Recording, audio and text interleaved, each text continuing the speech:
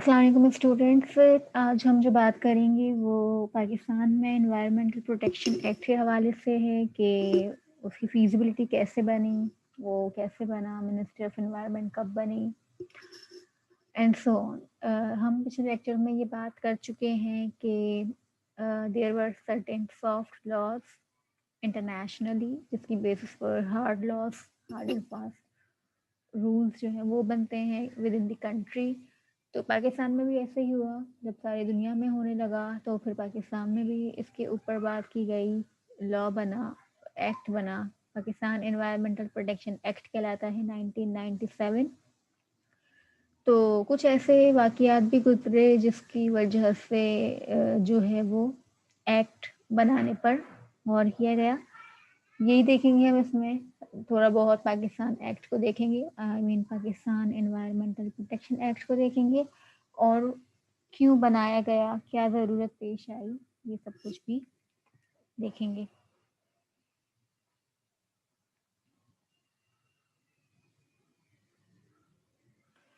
अच्छा स्टूडेंट्स, सबसे पहले तो मिनिस्ट्री ऑफ एनवायरनमेंट कब इस्टेब्लिश हुई? 1975 में। आप लोगों को याद होगा कि पिछले लेक्चर में हमने पढ़ा कि 1972 में स्टॉकहोम डिक्लेरेशन जो हुई वो इन्वायरमेंटल कॉन्फ्रेंस, सबसे पहली इन्वायरमेंटल कॉन्फ्रेंस मानी जाती है। 1972 में पाकिस्तान जो है वो शामिल था इस डिक्लेरेशन में। फिर उसके बाद 1975 में पाकिस्तान में मिनिस्ट्री ऑफ एनवायरनमेंट का क़याम हुआ। ठीक है, फिर जो है ये इसके बाद भी और भी बहुत कुछ हुआ, लेकिन अभी सिर्फ 1975 में मिनिस्ट्री ऑफ एनवायरनमेंट बनी है। फिर उसके बाद स्टूडेंट्स क्या हुआ कि 1973 का जो आपका कॉन्स्टिट्यूशन है, आइन है, उसमें जो है उसके मुताबिक जो फेडरल एंड प्रोविंशियल लेजिस्लेटर्स होते हैं, इनके पास जो है एनवायरनमेंट के ऊपर लॉज बनाने की इख्तियारात होते हैं। अच्छा, ये इख्तियारात फेडरल के पास एनवायरनमेंट के लिहाज से कब तक थे? 2010 तक। 2010 में स्टूडेंट्स 18वीं तरमीम हुई, 18th अमेंडमेंट हुई पीपल्स पार्टी के दौरे हुकूमत में। तो उसके बाद क्या हुआ कि एनवायरनमेंट के हवाले से जो लॉ मेकिंग वगैरह जितनी भी चीज़ें हैं, अब वो वफाक के हाथ में नहीं होती, अब वो सूबे के हाथ में आ जाती है। प्रोविंस के पास इख्तियार होता है कि वो जो है एनवायरनमेंट की मॉनिटरिंग करे, एनवायरनमेंट के लॉज बनाए, इनका फॉलो अप करवाए एंड सो ऑन। एनवायरनमेंट और लॉ की जब भी बात होगी तो फिर अब प्रोविंस के इख्तियारात आएंगे, फेडरल इसमें कुछ नहीं कर सकता। तो सबसे पहले स्टूडेंट्स, एक्ट बनने से पहले पाकिस्तान में एनवायरनमेंट का ऑर्डिनेंस बना था। ऑर्डिनेंस वर्सेस एक्ट हमने बात की है अपने पिछले लेक्चर में कि ऑर्डिनेंस क्या होता है और एक्ट क्या होता है, इन दोनों में क्या फ़र्क है। कि एक मसवदा तैयार किया जाता है, एक बिल तैयार किया जाता है, फिर वो बिल जो है अगर सिर्फ प्रेसिडेंट पास कर दे तो वो ऑर्डिनेंस कहलाता है, लेकिन अगर पूरी पार्लियामेंट जो है वो पास कर दे तो फिर उसको एक्ट की शक्ल दे दी जाती है। तो the ministry proposed and drafted, ये जो मिनिस्ट्री ऑफ एनवायरनमेंट है, the ministry proposed and drafted the first consolidated environmental law, the Pakistan environmental protection ordinance. ठीक है, इसका नाम ये था। 1983 में ये पास हुआ था, यानी 1983 में अब आपके पास एनवायरमेंटल प्रोटेक्शन ऑर्डिनेंस आ गया था। अच्छा, मेन ऑब्जेक्टिव्स क्या थे इसके?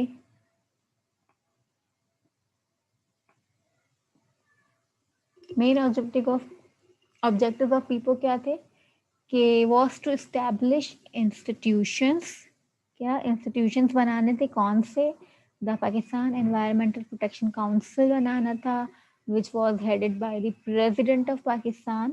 ठीक है, इसके अलावा पाकिस्तान एनवायरमेंटल प्रोटेक्शन एजेंसी का क़याम था एट द फेडरल लेवल।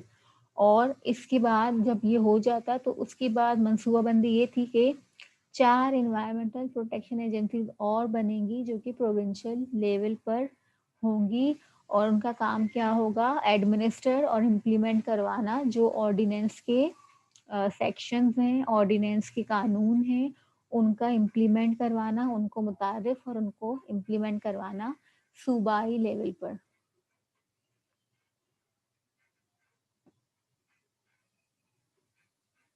लेकिन इसमें लैकिंग्स क्या थी, इस ऑर्डिनेंस में जो कमियां थी, खामियां थी, वो क्या थी स्टूडेंट्स के lack of comprehensive provisions for regulation of land use के हवाले से जो है वो कुछ खास रेगुलेशन सही कॉम्प्रिहेंसिव नहीं थे, समझ में इतने नहीं आते थे, इम्प्लीमेंट नहीं हो पाते थे। एयर वाटर के हवाले से भी कोई खास चीज़ नहीं थी, noise pollution, marine pollution, biodiversity, hazardous substance की और एक्टिविटी, इन सब के हवाले से जो ऑर्डिनेंस था वो बहुत ही इमेच्योर सा था, उसके ऊपर काम नहीं हो पा रहा था। ठीक है, फिर क्या हुआ, लॉ एक्सेलरेशन कैसे हुई, यानी बढ़ा कैसे एनवायरनमेंट के लॉज बनाने के ऊपर ज़्यादा काम क्यों किया गया। 1992 में Pakistan participated in the earth summit. ठीक है, ये भी हमने पढ़ा है कि 1972, 1982 और फिर 1992 में अर्थ समिट में पाकिस्तान ने जो है वो मेंबर बना, पाकिस्तान भी उसका सिग्नेटरी बना, और and became a party to various convention, और बहुत सारी दूसरी कन्वेंशन में भी पाकिस्तान जो है वो आगे आगे रहा। उसके बाद पाकिस्तान ने 1992 में नेशनल कंजर्वेशन स्ट्रेटजी बनाई। अर्थ समिट अटेंड करने के बाद नेशनल कंजर्वेशन स्ट्रेटजी बनाई गई। फिर उसके बाद 1992 में ये हुआ। देन 1993 में स्टूडेंट्स एनईक्यूज बनाए गए। एनईक्यूज का आपको पता होगा क्या है, नेशनल इन्वायरमेंटल क्वालिटी स्टैंडर्ड्स। ठीक है, पीपो यानी पाकिस्तान इन्वायरमेंटल प्रोटेक्शन ऑर्डिनेंस के तहत एनईक्यूज बनाए गए। किसके लिए बनाए गए, स्टैंडर्ड्स थे ये, किसके लिए बनाए गए, इंडस्ट्रियल, म्यूनिसिपल एफ्लुएंट और एयर एमिशंस के हवाले से बनाए गए। तो कितने एनईक्यू सेट किए गए, 32 लिक्विड वेस्ट के लिए सेट किए गए और 16 गैसियस पैरामीटर्स जो है वो उनके एनईक्यूज दिए गए। एनईक्यू स्टूडेंट्स आप लोगों को अच्छी तरह पता है क्या होता है, स्टैंडर्ड लिमिट होती है कि ये सेट की जाती है बहुत सारी टेस्टिंग वगैरह करके। तो जो मतलब इसकी लिमिट इतनी रखी जाती है कि इससे इंसान, जानवर या इन्वायरमेंट को हार्म ना पहुंचे। मिसाल के तौर पर अगर किसी इंडस्ट्री में से कार्बन मोनोऑक्साइड निकल रहा है तो कार्बन मोनोऑक्साइड का पीपो ने एक स्टैंडर्ड दे दिया एनईक्यूज में कि कार्बन मोनोऑक्साइड इस लिमिट से ज़्यादा नहीं होनी चाहिए, ये स्टैंडर्ड कहलाते हैं। मतलब कार्बन मोनोऑक्साइड अगर आपके यहाँ से निकल भी रही है तो आप उसको ट्रीट करें, कुछ भी करें, कि जब ये हवा में शामिल हो तो इसकी कंसंट्रेशन या क्वांटिटी एक सर्टेन लिमिट से ज़्यादा ना हो। वो सर्टेन लिमिट जो है वो बहुत सारी रिसर्च के बाद सेट की जाती है स्टूडेंट्स। अच्छा, पीपा पीपा है पाकिस्तान एनवायरमेंटल प्रोटेक्शन एक्ट 1997। इसने क्या किया, रिप्लेस्ड किया पीपो को, यानी जो 1983 से ऑर्डिनेंस बना हुआ था अब वो 1997 में जाकर एक्ट की शक्ल इख्तियार करता है और ये बहुत ही कॉम्प्रिहेंसिव है। इसके रेगुलेशन समझ में आते हैं, इसके रेगुलेशन रियलिस्टिक हैं, उनके ऊपर जो है इम्प्लीमेंटेशन कराई जा सकती है। अच्छा, 1997 में स्टूडेंट्स आपका पाकिस्तान का एक्ट बना, पाकिस्तान एनवायरमेंटल प्रोटेक्शन एक्ट बना।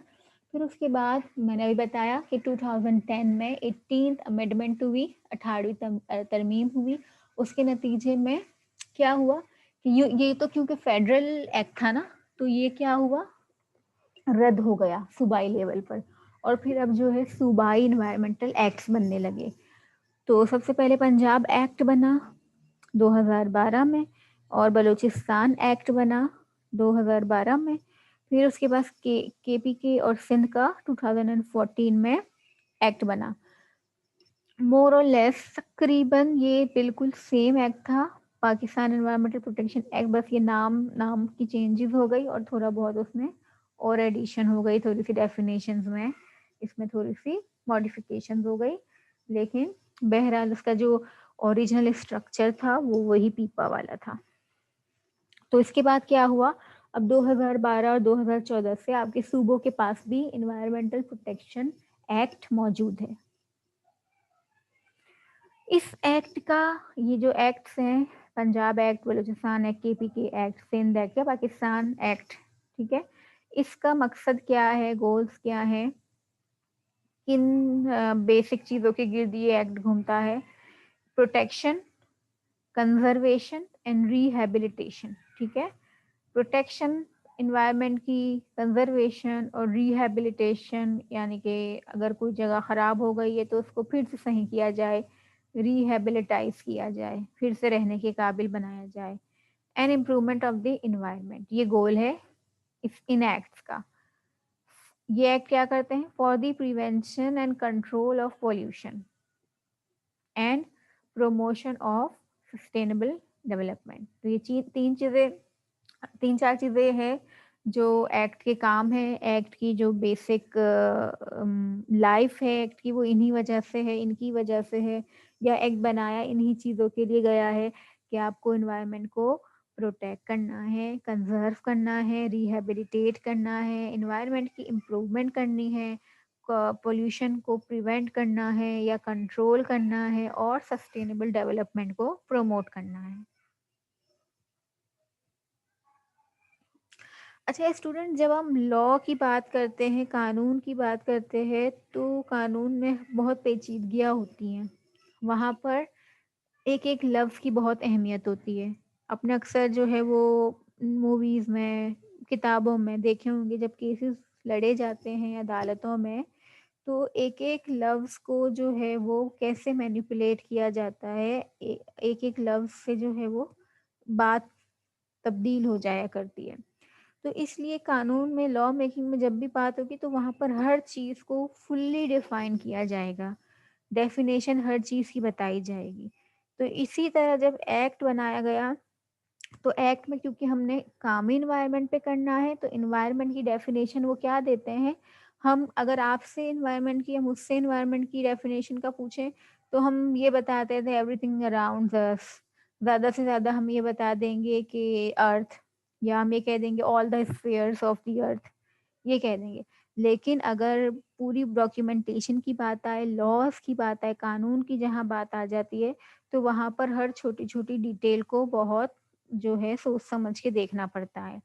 तो इसीलिए एनवायरनमेंट की डेफिनेशन को हर तरफ से कवर करने की कोशिश करी, कहीं लूप होल नहीं छोड़ना है हमने। कहीं कल को ऐसा ना हो कि कोई चीज़ जो है वो एनवायरनमेंट के ज़ुमरे में तो आ रही हो, लेकिन वो डेफिनेशन में मिस हो जाए, तो उसको इस तरह लिया जाए कि भई मैंने तो एनवायरनमेंट को नुकसान ही नहीं पहुँचाया, तो हम कहें क्यों, ये एनवायरनमेंट में शामिल नहीं है क्या ये जगह? मिसाल के तौर पर कोई घर है किसी का, ठीक है? घर जो है वो कहे ये तो मेरा घर है, ये तो एनवायरनमेंट में नहीं आता, अब मैं चाहे यहाँ पर कुछ भी करूँ।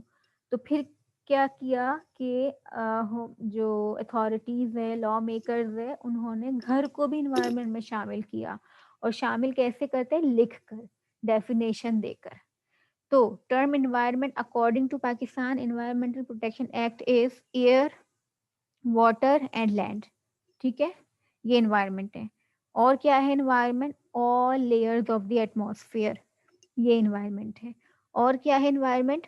All organic and inorganic matter and living organisms, ठीक है, ये सब कुछ, ऑर्गेनिक मैटर, इनऑर्गेनिक मैटर, ये भी एनवायरनमेंट में शामिल होता है।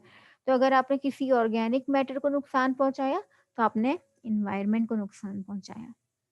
The ecosystem and ecological relationships, buildings, structures, roads, facilities, and works, all social and economic conditions affecting community life, and the interrelationships between any of the factor specified above। तो ये देखें कितनी बड़ी डेफिनेशन दी है एनवायरनमेंट की, कि ये है एनवायरनमेंट।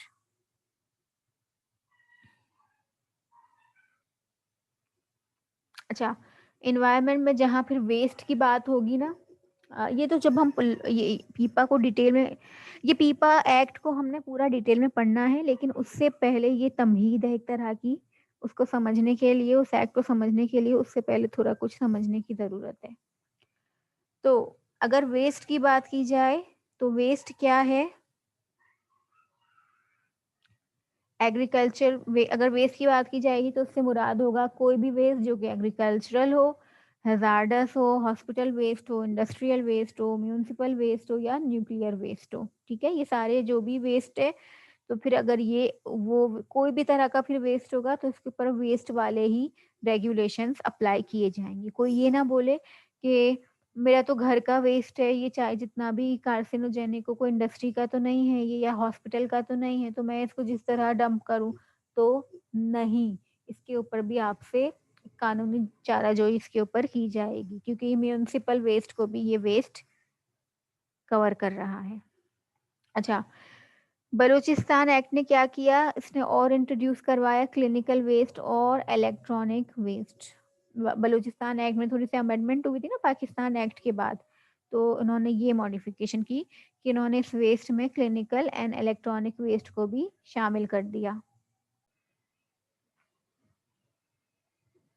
ठीक है, तो ये सारे एक्ट क्या करते हैं, all three act specifically prohibit discharge और emission of effluent, waste, air pollutants or noise pollutant higher than is specified in the NEQs।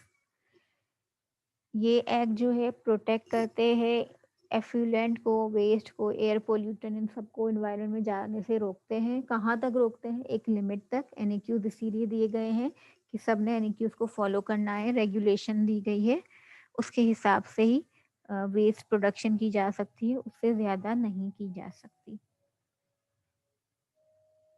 तो इस तरह जो है वो Pakistan environmental protection act protect करता है एनवायरमेंट को। अच्छा, पीपा जो है यानी पाकिस्तान एनवायरमेंटल प्रोटेक्शन एक्ट है, वो दो चीज़ों से रेगुलेट करवाता है। एक तो एनएक्यू देता है, स्टैंडर्ड्स देता है, दूसरा लाइसेंसेस देता है। लाइसेंस देता है कि हाँ आप ये काम कर सकते हो, आप जो है वो डिफरेंट केमिकल्स मंगवा सकते हो, एनवायरमेंटल हैजार्ड नहीं होगा, तरीके से मंगवाने हैं और हैंडलिंग अच्छी हो। अच्छा, जैसे ये देख लें, जनरेशन ठीक हो, उससे नुकसान ना पहुंचे, collection, consignment, transportation, treatment, disposal, storage, handling and import मंगवाना है hazardous substance through licences and regulate motor vehicle emission through the NEQS. ठीक है, तो पीपा जो है उन्हीं को लाइसेंस देता है जो एनएक्यूज को मेंटेन करके रखता है। जब आप एनएक्यूज को मेंटेन करके रखेंगे तो आपको लाइसेंस मिलेगा और आप इंपोर्ट एक्सपोर्ट जो है वो हजारदस सब्सटेंस की या इस तरह की केमिकल जो ज़रूरत होती है कंपनीज को मंगवाने की, वो तभी मंगवा सकते हैं जब वो एनएक्यूज के अंदर काम करें। वायलेशन रिजल्ट इन, अच्छा अगर ना मानेंगे तो फिर क्या होगा, अगर कोई इंडस्ट्री, कोई कंपनी, कोई प्रोजेक्ट का जो मैनेजर है, सीईओ है, ओनर है, वो नहीं मान रहा, वो कंपनी नहीं मान रही, तो फिर क्या होगा, रिजल्ट्स क्या आएंगे, पेनल्टीज, फाइन्स, जेल, बिजनेस का बंद हो जाना, या फिर जो इन्वायरमेंट आपने खराब किया है उसकी रिस्टोरेशन भी, या ये सब कुछ एक साथ भी, या इसमें से कोई दो, कोई तीन, कुछ भी हो सकता है, depending on the hazard you have caused to the environment.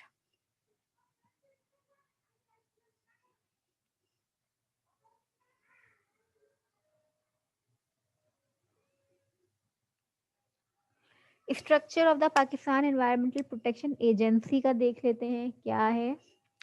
The primary, अच्छा ये एक्ट की बात नहीं हो रही, एजेंसी की बात हो रही है। एजेंसी जो है वो एनवायरमेंट की प्रोटेक्शन के लिए बनाई गई है। वो ही देखती है कि जो एक्ट है वो फॉलो हो रहा है, रूल्स फॉलो हो रहे हैं या नहीं हो रहे हैं।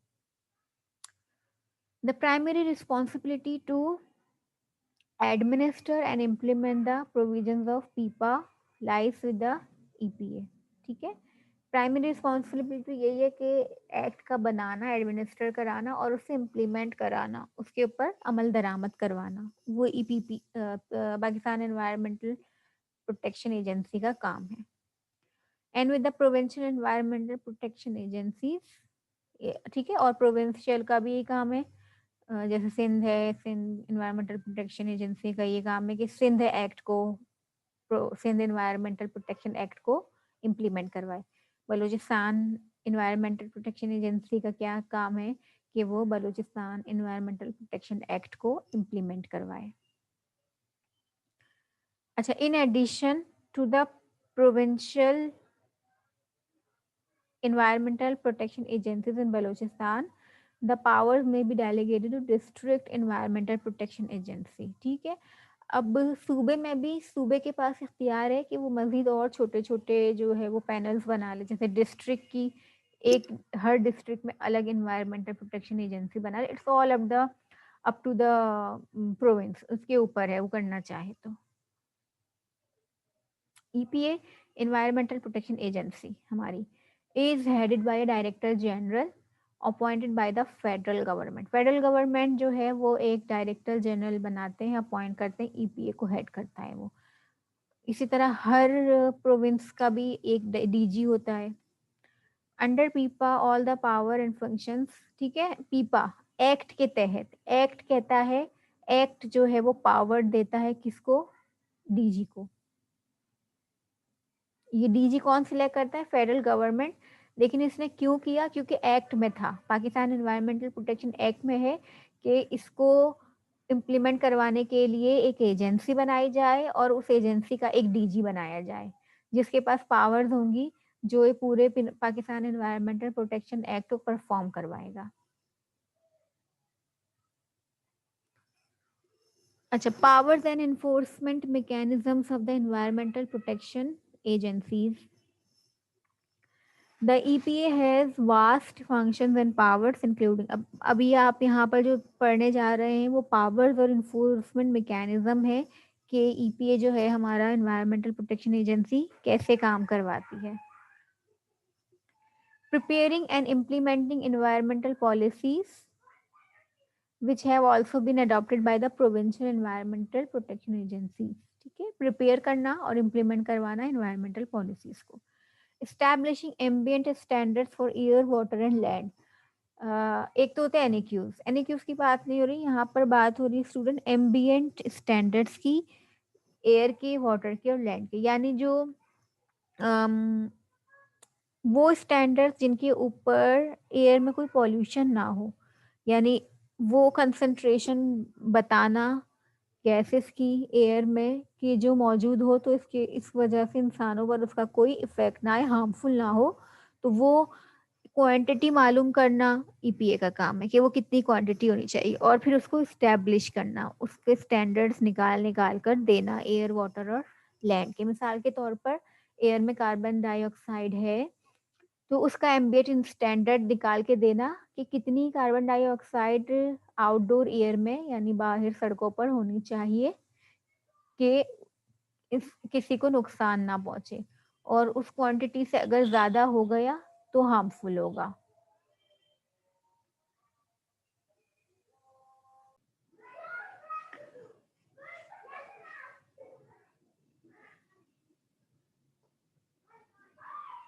Preparing, revising and enforcing the NEQs।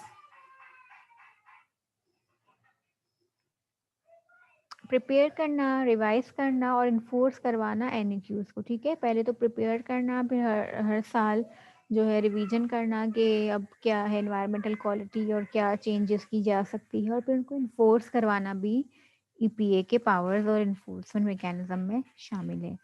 Establishing systems and procedures for inspection, monitoring and audit to prevent and control pollution। ऐसे सिस्टम और प्रोसीजर बनाना कि आप क्या करें, इंस्पेक्शन, मॉनिटरिंग करें जा जाकर कंपनीज में, इंडस्ट्रीज में, कि वहाँ पर NEQs फॉलो हो रहे हैं, रूल्स एंड रेगुलेशन फॉलो हो रहे हैं, वहाँ की वाटर क्वालिटी टेस्टिंग करना, एयर क्वालिटी करना, सारी चीज़ों को देखना, ऑडिट करवाना, ये सब कुछ पावर्स और पावर्स में आता है EPA के। Promoting research and development of science and technology for the prevention of pollution, the protection of the environment and sustainable development। ठीक है, प्रमोट करवाना रिसर्च को, साइंस में इन्वायरमेंट की बेहतरी के लिए डिफरेंट कंपनीज, डिफरेंट इंस्टीट्यूशंस की कोलैबोरेशन से, मदद से टेक्नोलॉजी सीखना, टेक्नोलॉजी बाहर से मंगवाना, टेक्नोलॉजी में इनोवेशन लेकर आना, ये सब कुछ भी इनका काम है। सर्टिफाइंग इन्वायरमेंटल लेबोरेटरीज, सर्टिफाई करवाना इन्वायरमेंटल लेबोरेटरीज जो होती है वहाँ की टेस्टिंग वगैरह को देखना कि वो अप टू द मार्क है या नहीं है, क्योंकि जहाँ से भी ईपीए सैंपल कलेक्ट करेगा या सैंपल्स की रिपोर्ट ईपीए मांगेगा कि भाई अपनी कंपनी, अपनी इंडस्ट्री के सैंपल्स की जो है वो रिपोर्ट हमें दो कि एनक्यूज फॉलो हो रहे हैं या नहीं है। तो कंपनी जिस लैब से वो टेस्टिंग करवाएगी तो वो लैब को भी ईपीए पहले सर्टिफाई करेगा कि वो लैब जो है वो सही काम करती है या नहीं करती। और ईपीए खुद भी चाहे तो जो है वो वॉलेंट्रली टेस्ट लेने सैंपल्स लेने आ सकता है, कहीं भी छापे मार सकता है इंस्पेक्शन के लिए, कहीं से भी कोई भी सैंपल लेकर खुद से भी जो है वो इन्वायरमेंटल लेबोरेटरी में जाकर चेक करवा सकता है कि एनक्यूज को फॉलो किया जा रहा है या नहीं किया जा रहा। इसके अलावा specifying safeguards for the prevention of accident and disaster which may cause pollution.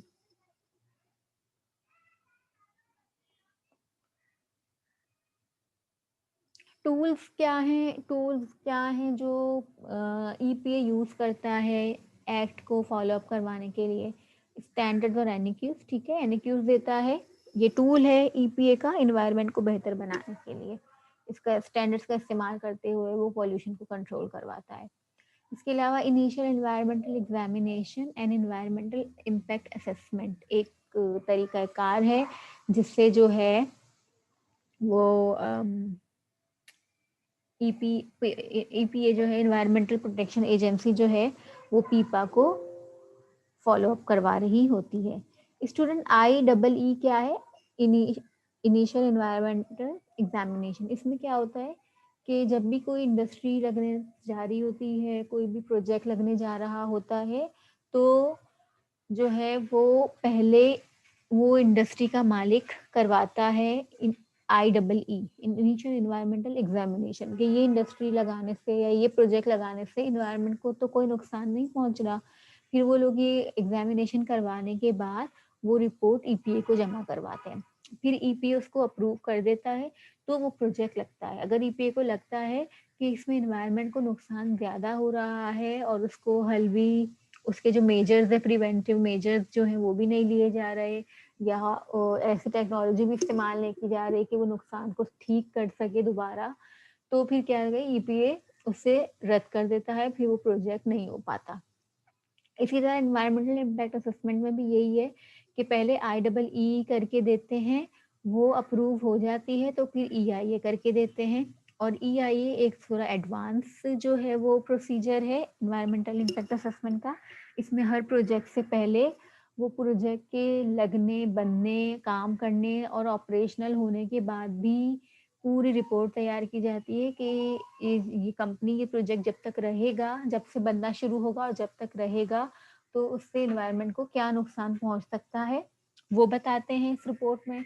इसके अलावा अगर इन्वायरमेंट को नुकसान पहुंच रहा है तो उसको ठीक कैसे किया जा सकता है, ये सब कुछ बताया जाता है उस रिपोर्ट में। फिर वो रिपोर्ट ईपीए के पास जाती है, इन्वायरमेंटल प्रोटेक्शन एजेंसी के पास जाती है, और फिर वो अप्रूव करे या डिसअप्रूव करे, ये इनके ऊपर डिपेंड करता है। अगर या तो वो बिल्कुल मना कर देते हैं या फिर वो कहते हैं कि अगर आप इसमें टेक्नोलॉजी चेंजेस कर दें और ट्रीटमेंट टेक्नोलॉजी ले आए तो फिर हम आपको अप्रूव कर देंगे।